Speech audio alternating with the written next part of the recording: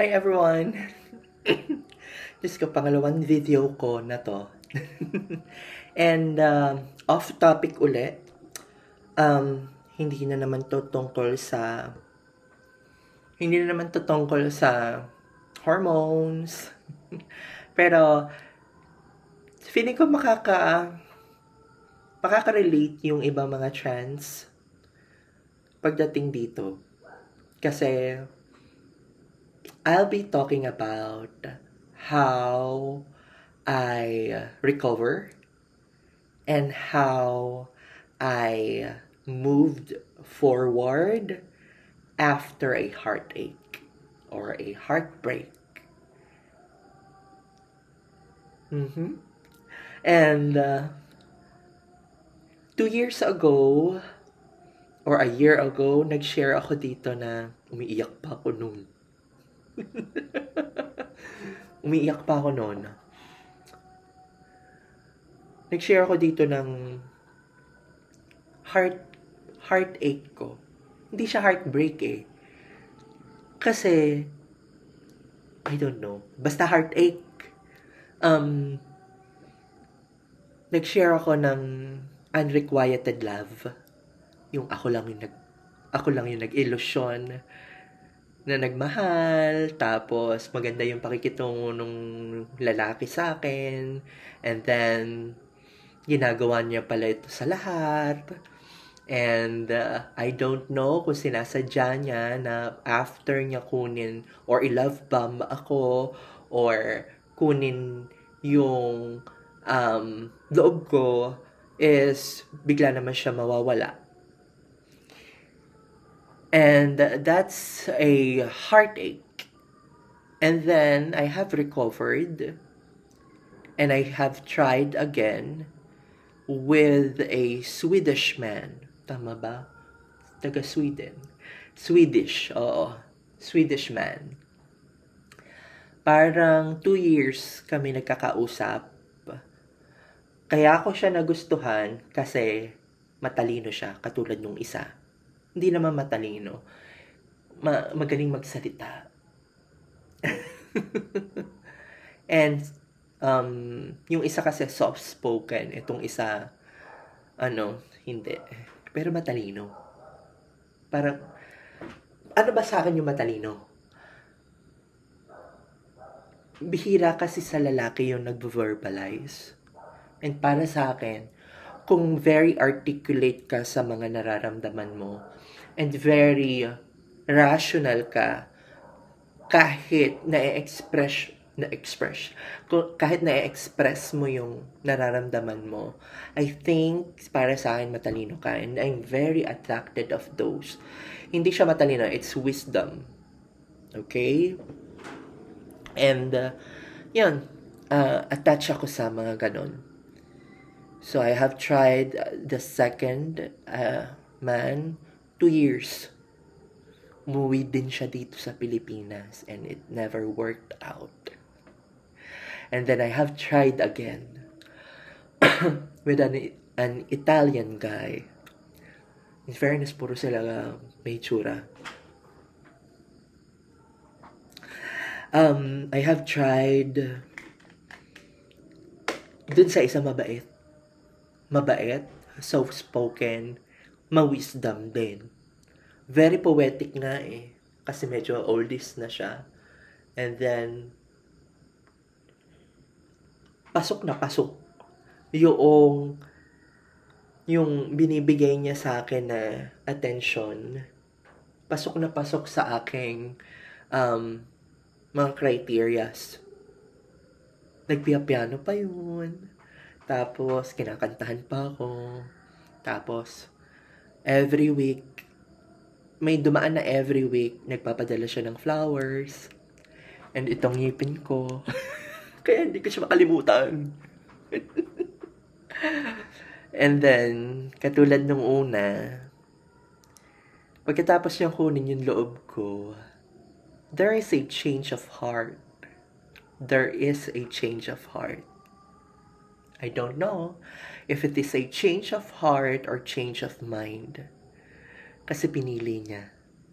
Or may nakita. I don't know. And another heartache. Another heartache.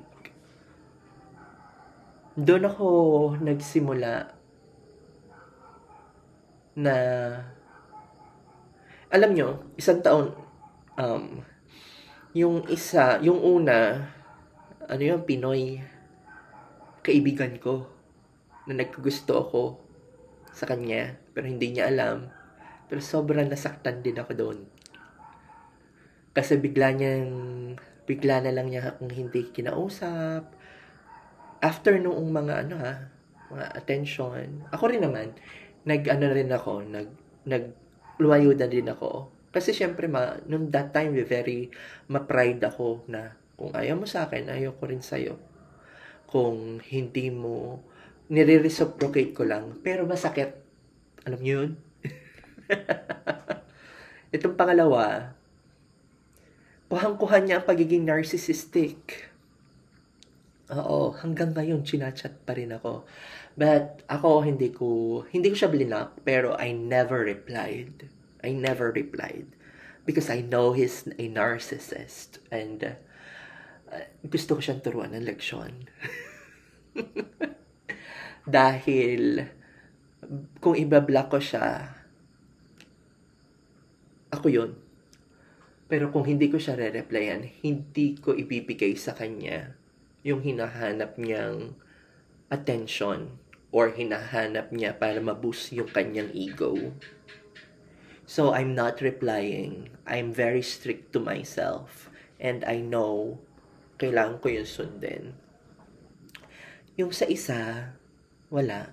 I just let go of him. He's a good man. Mabait siya sa akin. And it's a mutual. Pamature ako ng pamature. Mutual yung sa huli. Nakapagpaalam siya. Maybe he's a little bit bitter. Siya pang bitter ha, pero siya nag-iba, mararamdaman mo naman yun eh. I don't know. But all of those are heartaches. And how did I move on that? Masakit. Sobra. Masakit. Para mas gusto ko na lang yung masaktan ako physical. Kaysa aatakihin ako ng ganon. Kasi dun sa una, parang ilang taon din ako bago naka-move on. Habang nasa relationship ako nito, hindi pa ako tapos sa kanya. Habang nasa relationship ako nito, hindi pa ako tapos sa kanya. Pero tapos na ngayon. Hindi pa ako tapos sa kanya. Ang tagal. Sobrang tagal. Kasi, alam mo yun, yung kang akala mo, ang ginawa nun sa akin, ginawa kong special, tinulungan ako.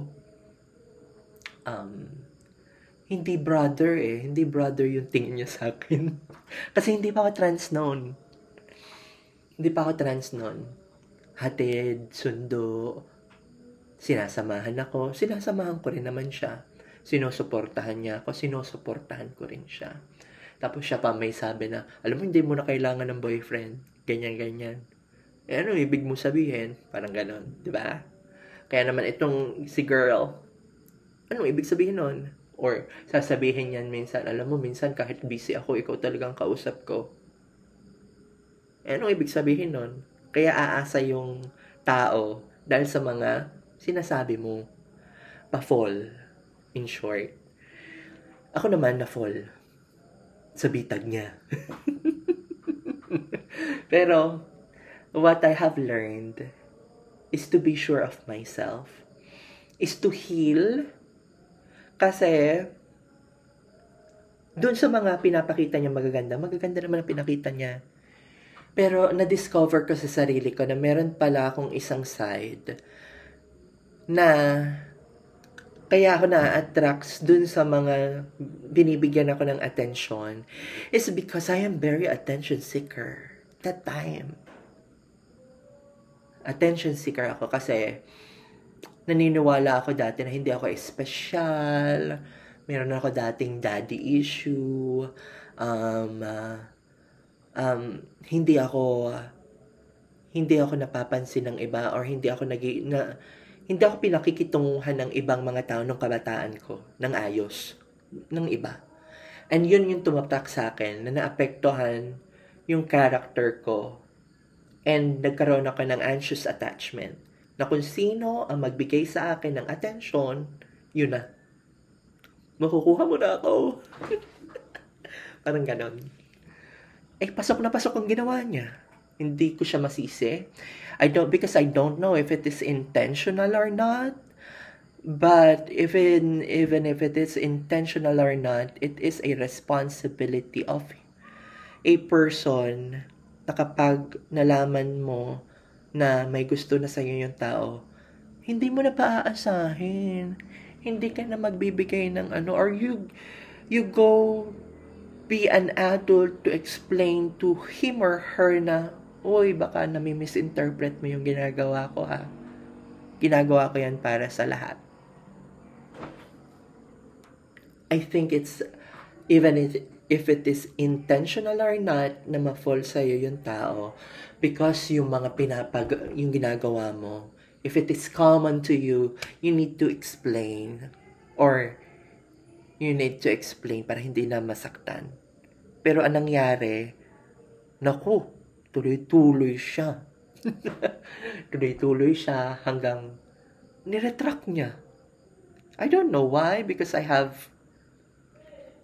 marami ako mga reason pero I don't need answers na Nung una, inaano ko na, dahil nag-trans ako.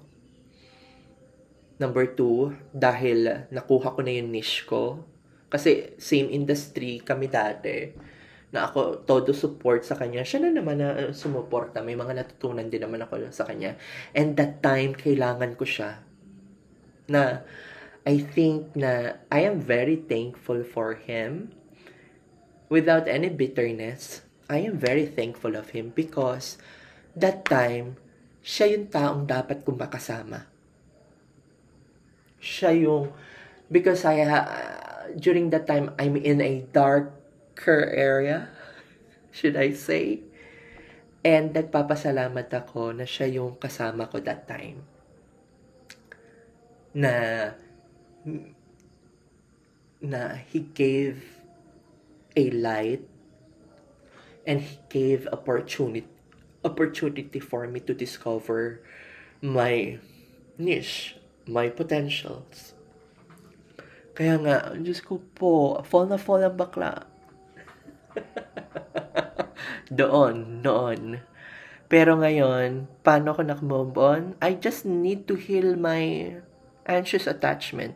Ito, at saka yung isa, yung pahuli. I need to heal.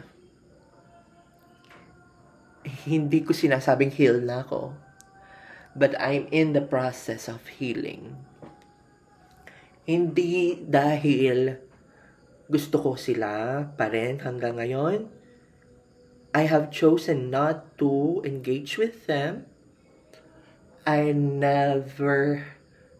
am very thankful dun sa scenario na yon, but I need to heal and I'm in the process of healing. Ngayon, mataas ng standard ko.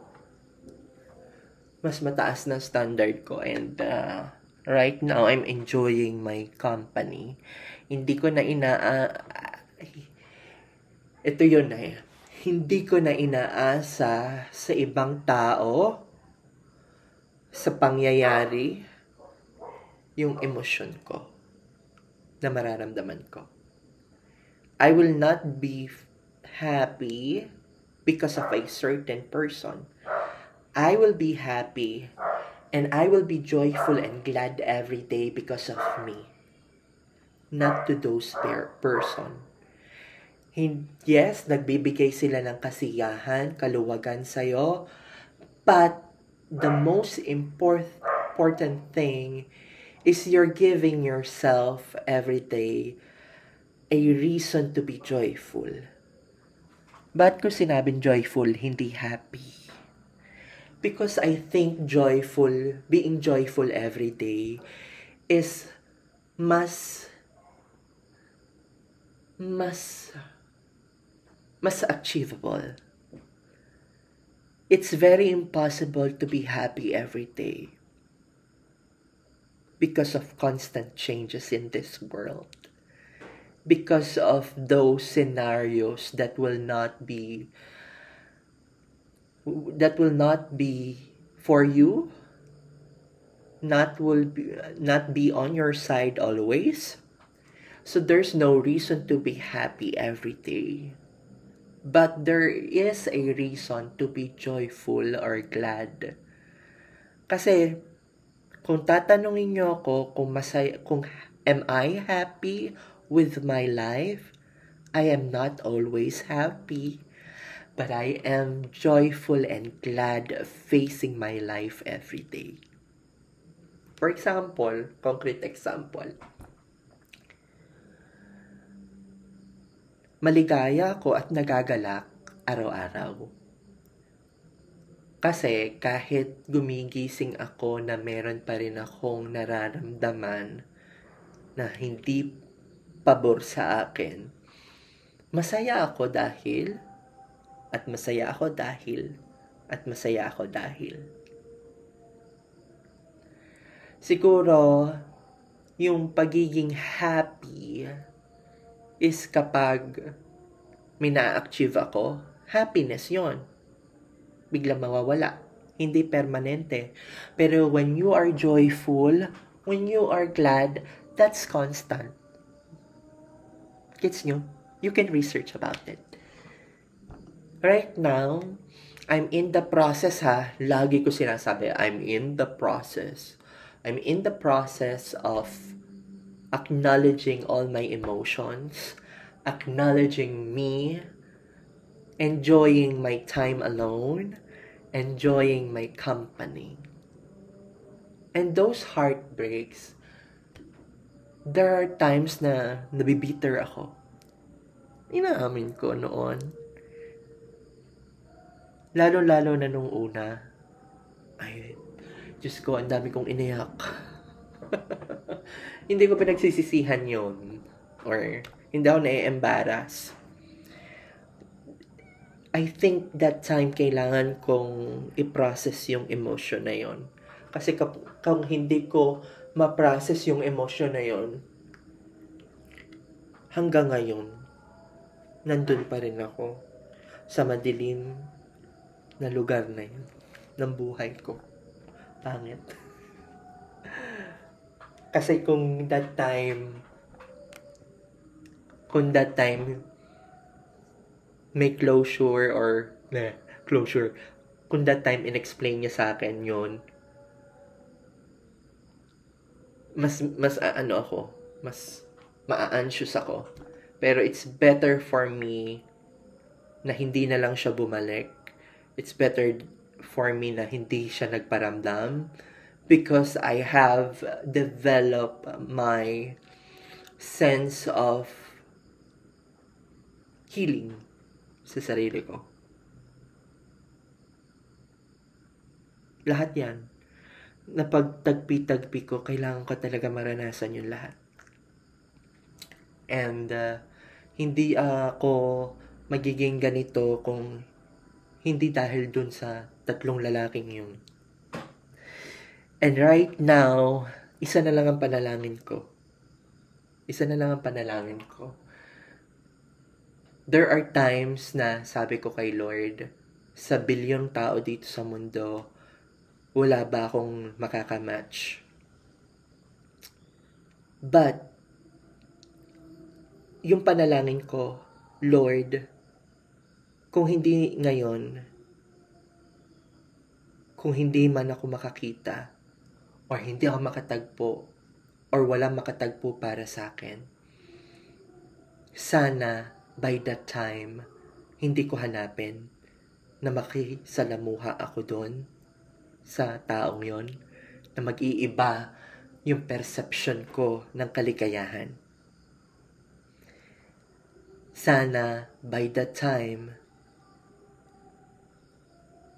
okay na ako at na-master ko na ang pagiging masaya na ako lang. And I'm in the process of that. I'm in the process that I am appreciating myself. And I'm not letting myself to be dependent on other people. That's it. Sana may natutunan kayo. I don't know. But that's my 2 cents of moving on. And kasi minsan pag transgender ka, lagi nilang iniisip, kailangan maganda ka lang, or kailangan palaban ka. No! You need to be vulnerable. And I think, kung nanggaling ka sa isang lugar na magulo, I think you need to be, not demure. Isa sa pagiging totoo mo sa sarili ay yung pagtanggap mo sa sarili mo in a good and in a bad way. And you need to process everything. Thank you so much. You have a great day.